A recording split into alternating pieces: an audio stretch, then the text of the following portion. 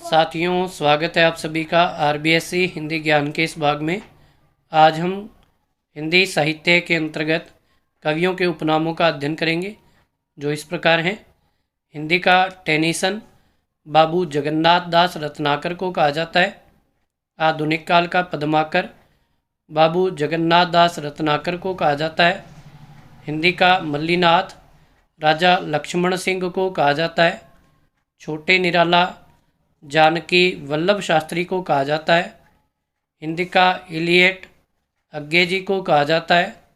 हिंदी का लैम्ब प्रताप नारायण मिश्र को कहा जाता है। अवतारी पुरुष महावीर प्रसाद द्विवेदी को कहा जाता है। हिंदी का मम्मट पंडित रामदीन मिश्र को कहा जाता है। ऊंची योग्यता का कवि गदाधर भट्ट को कहा जाता है। हिंदी का गालिब कवि बिहारी को कहा जाता है। शब्द सम्राट कोश बाबू श्याम सुंदर दास को कहा जाता है। हिंदी का मिल्टन केशव दास को कहा जाता है। युग का वैतालिक भारतेंदु बाबू हरिश्चंद्र को कहा जाता है। साहित्य का महारथी आचार्य रामचंद्र शुक्ल को कहा जाता है। पूरे ऋषि कुंभनदास जो अष्टचाप के कवि हैं को कहा जाता है। हिंदी का गोल्ड स्मिथ सिया राम शरण गुप्त को कहा जाता है।